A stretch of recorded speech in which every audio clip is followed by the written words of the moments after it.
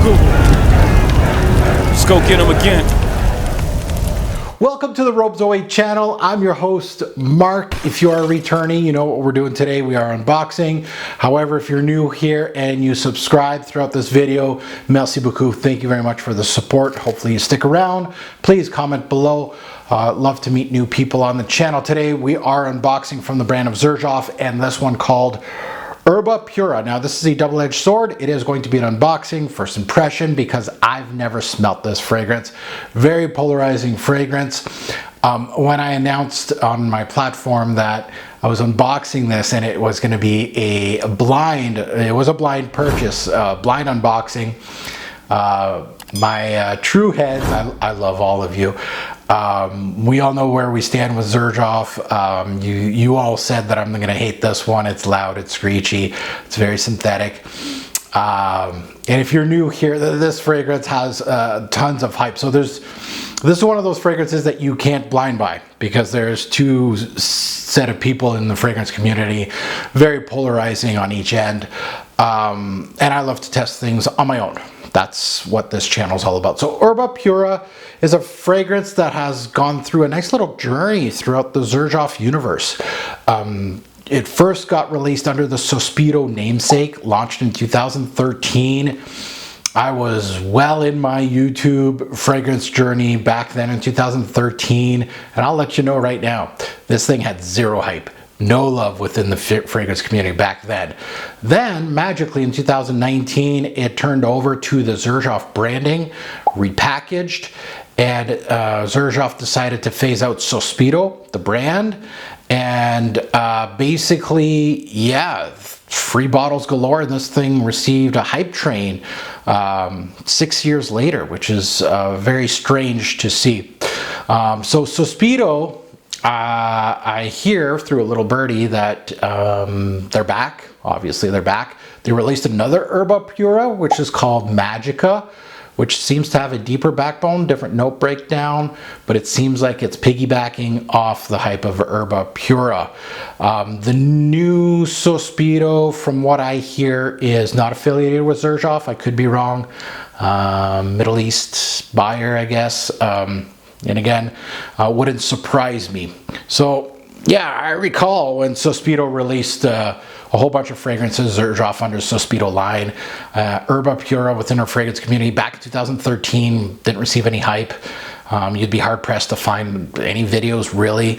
Nothing at all. It seems that it's moved to the Xerjoff line. Brought forth some love within our fragrance community, which again makes me think of the free bottle crusades within our community. That definitely didn't happen back in 2013, but did. It's right in the middle, smack dab in 2019 of this free bottle crusade. And it's the exact same fragrance. So it makes you kind of think about this fake hype going through our fragrance community. And that's any new heads out there, if you're watching me. I'm a huge believer of that. I don't care if people are getting free bottles, but it's just the advertisement. It just makes it seem like it's better than what it really is. So again, this is a blind buy from me, as I wanted to see what Xerjoff has been releasing lately. Back in the day, I purchased Richwood Xerjoff from the 1717 collection. And those were amazing buys. Then I bought Kobe, Udin, 1861, now that's called Renaissance. So I wasn't a huge fanboy. I always felt like they were overpriced as a brand. But this one has been hyped lately, and you know me, I'm going to give you 100% of me. I'm going to let you know if it's solid or not off this initial spray. Again, if you're new to the fragrance community, this is not the whole story. I need to wait for dry down, wear it several times, and then give my real thoughts on it. But this is a good telltale sign of how the journey is going to go with me. A first impression and unboxing on this one. So to all my real frag heads out there that are watching this right now, pray for me. You're saying that it's going to be very synthetic, loud, and crazy to my nose. I'm accustomed to that, so it's not going to scare me at all. So let's start unboxing. But what I'm expecting, and I don't live under a rock, so I kind of know what I'm half expecting here, is a fruity fragrance. That's all I know. And Xerjoff, from my personal thoughts on Xerjoff is they do florals really well, and they do citruses really well. This is a fruity fragrance, so that's a whole different genre, but Xerjoff has been, there's stickers on each side if you're wondering what I'm doing here. Xerjoff has been doing a lot of these highly synthetics in regards to releasing more gourmands, more of that kind of genre than anything else. And this bottle's beautiful. I love the velvet, I'll be honest. I love that. And it's got some heft for a little 50 mil.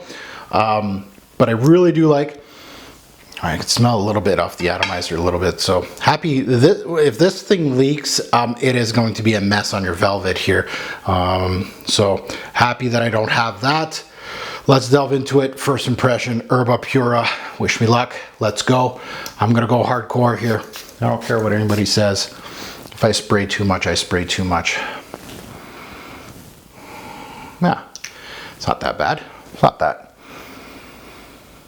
that crazy. Fruity off the... So...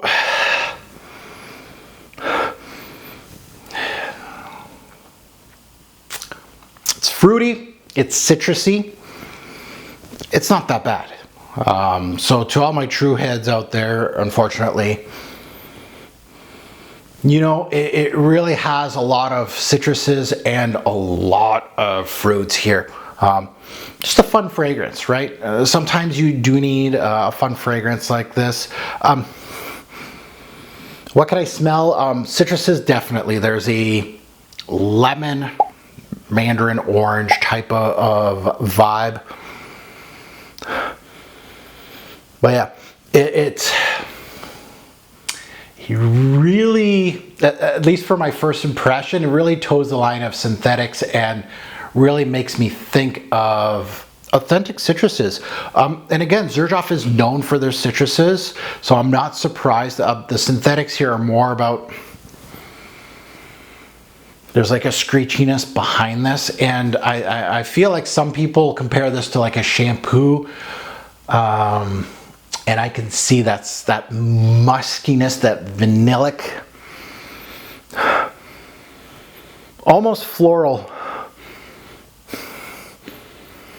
but it has that muskiness to it. So as far as the fruits go, a melon, an apple. I don't know if they have any of the fruits listed. I know I'm getting lemon, mandarin, melon, apple.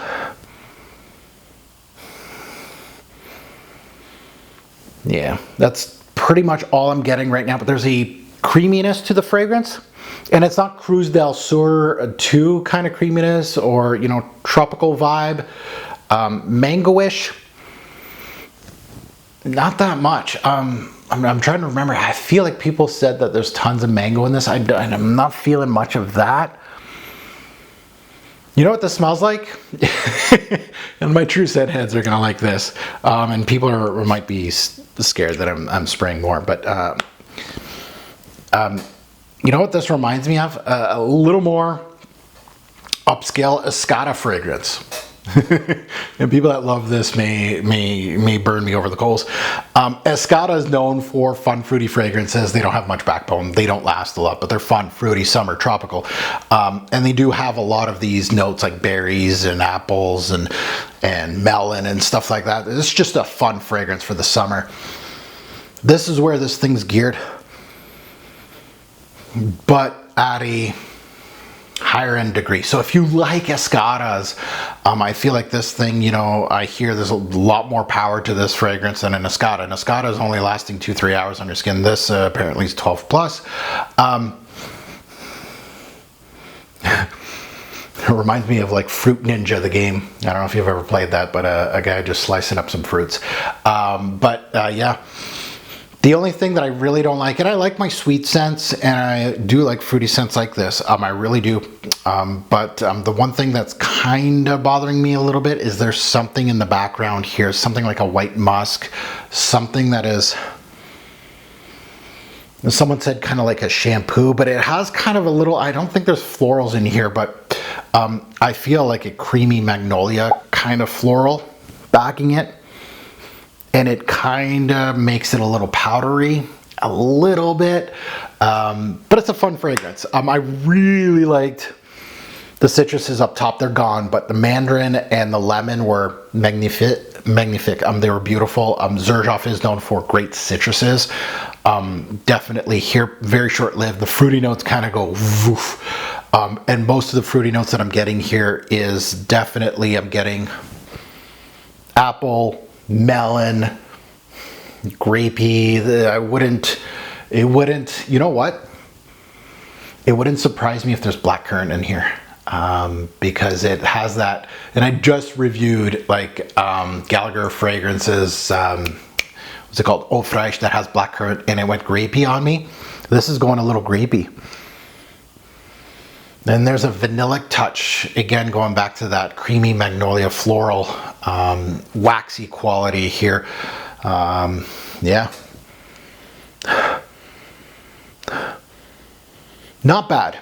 Not bad at all. Again, I don't know what I was expecting. I know from the feedback, and that's why you have to trust your own nose, is that, you know, a lot of people in the fragrance community that I absolutely love commented on my Instagram and my TikTok and stuff like that and said, Mark, you're going to hate this.